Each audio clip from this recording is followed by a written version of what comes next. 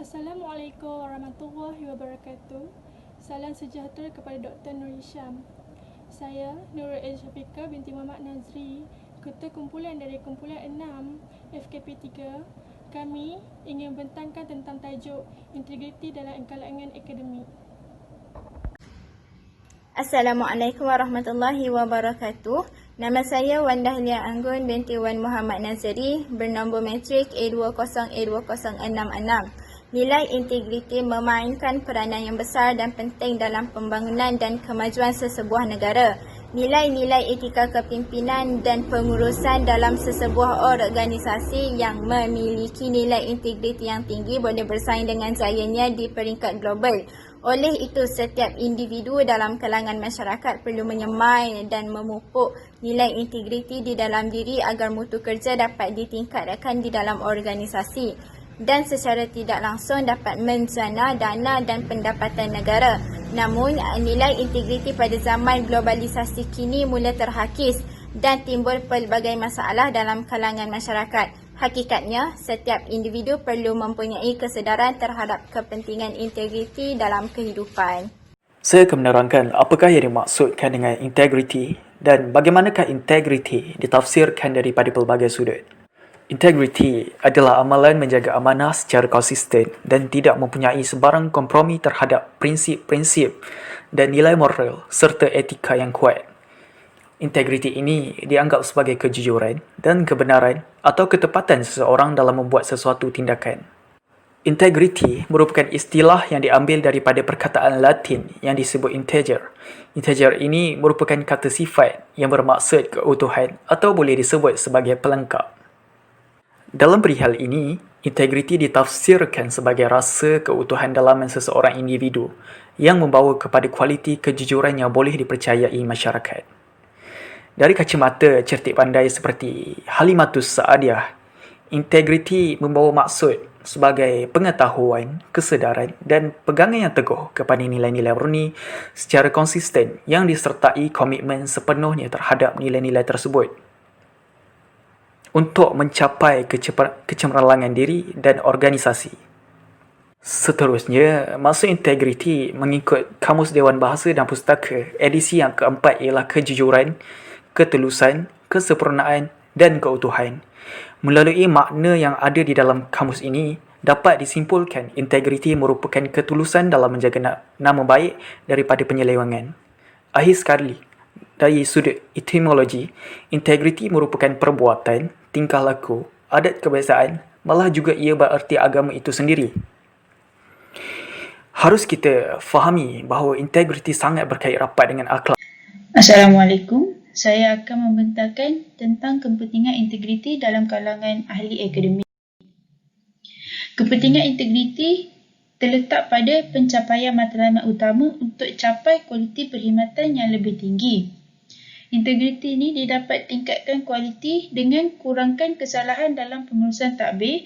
Dia dapat juga meminimumkan masalah pelajar, terutamanya dalam kes disiplin. Ia juga dapat mencapai kesetiaan yang lebih tinggi dalam kalangan pekerja, kekalkan imej pengajar, meningkatkan kepercayaan dan dapat mengawal tingkah laku pendidik.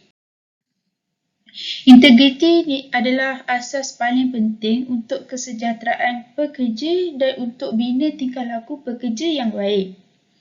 Dalam pendidikan, sisi integriti adalah guru harus laksanakan tugas dia dengan amanah dan memiliki ciri-ciri prihatin, ketekunan dan tak mengambil kesempatan. Pengajaran dalam kelas pula, guru perlu letakkan kepentingan pelajar lebih daripada kepentingan diri dia sendiri. Dalam proses pengajaran, guru ni dia kena melayan setiap anak murid dia dengan jujur dan adil. Keruntuhan integriti ini dapat membawa kepada pelbagai kelemahan seperti peningkatan rasuah dan merosakkan kepercayaan sama ada di organisasi awam atau swasta. Pekerja yang tidak mempunyai integriti akan selalu cari peluang untuk melakukan penyelewengan untuk kepentingan peribadi tanpa mempertimbangkan kesan terhadap tindakan yang dibuat tu kepada organisasi dan imej negara. Nilai integriti sangat bermakna dalam bidang pendidikan atau organisasi. Nilai integriti yang hancur boleh memberi kesan yang sangat negatif kepada masyarakat dan mempengaruhi maruah dan kemajuan negara. Akhir sekali, bab kata Albert W. Muchenga, pendidikan adalah kaedah utama untuk kembangkan integriti, memahami falsafah dan kepentingannya, dan menjadikannya sebahagian daripada identiti diri. Sekian, itu sahaja daripada saya. Assalamualaikum dan salam sejahtera. Nama saya Nur Syazwani binti Mat Rozi, nama matrik A20A1633. Isu integriti dalam kalangan akademik. Isu yang pertama adalah sistem dan prosedur yang lemah. Hal ini dikatakan demikian kerana ketidakcekapan pihak sekolah dalam menjalankan tanggungjawab yang diamanahkan oleh mereka. Ini juga menyebabkan imej sesebuah sekolah terjejas. Hal ini juga berlaku kerana kurang pemantauan dan kurang ketulusan terhadap kegiatan yang dijalankan dalam sekolah. Sebagai contoh, penyalahgunaan terhadap kemudahan yang disediakan oleh pihak sekolah seperti tidak mematuhi peraturan yang ditetapkan. Isu integriti yang kedua ialah isu penyelewengan kuasa di kalangan warga sekolah dan juga pelajar. Penyelewengan merupakan satu perbuatan yang mengelirukan dari satu dasar yang ditetapkan. Hal ini menyebabkan nilai integriti dalam sesebuah sekolah tercemar. Sekolah juga merupakan institut yang menerapkan nilai-nilai murni dalam kalangan pelajar menerusi penerapan oleh para guru. Sebagai contoh, penerapan melalui beberapa mata pelajaran seperti pendidikan moral dan pendidikan Islam.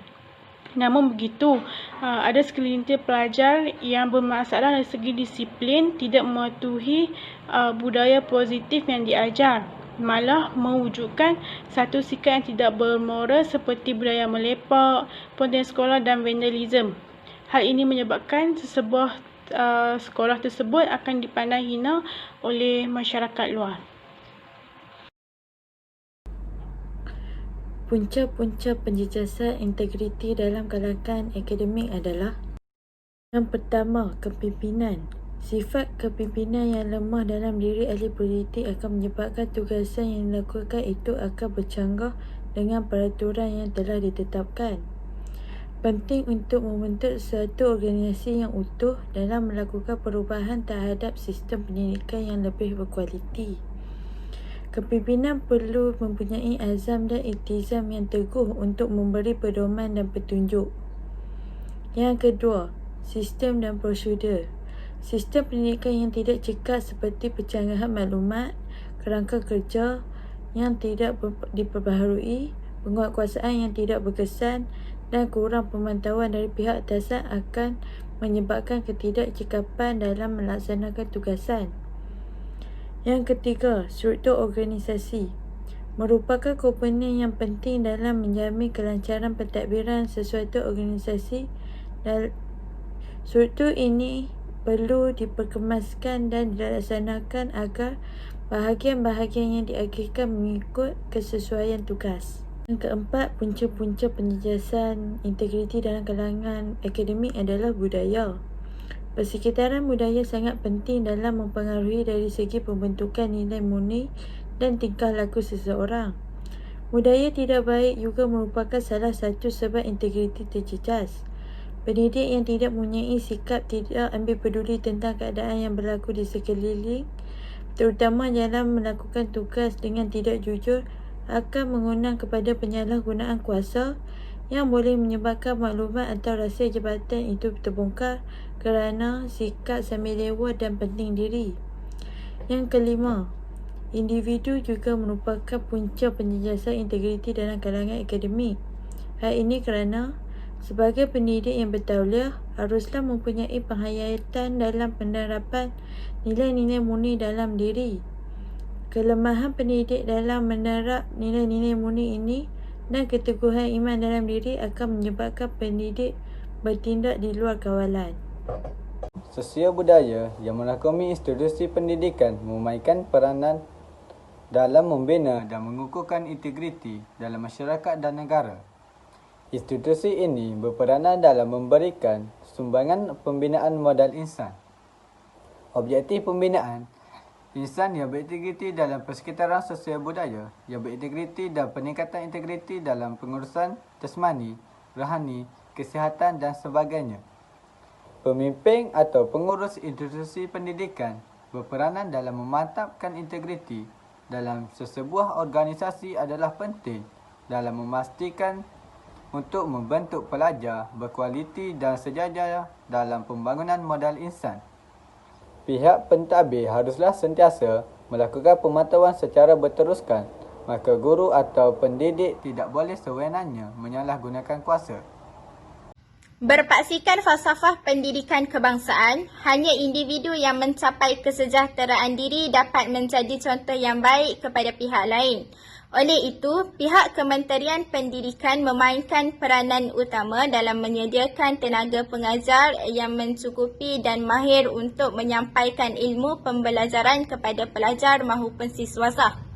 Dengan ini, generasi yang berketerampilan, bertanggungjawab, berakhlak mulia, bijaksana dan berkemampuan mencapai kesejahteraan diri dapat diwujudkan dengan jayanya. Mereka juga dapat menyumbang kepada pembangunan terhadap kemakmuran keluarga, masyarakat dan negara. Selain itu, 5 konsep utama dalam rukun negara juga menyampaikan impak yang besar berkaitan integriti yang perlu diamalkan dalam kehidupan setiap manusia. Ini bermakna, lafaz rukun negara bukanlah hanya terletak di bibir sahaja, namun perlu dipraktikkan di dalam diri individu. Malahan, objektif dan matlamat pembentukan rukun negara juga adalah untuk mengekalkan keamanan, keadilan dan kemakmuran kepada rakyat Malaysia tanpa mengira bangsa, agama, pangkat dan harta.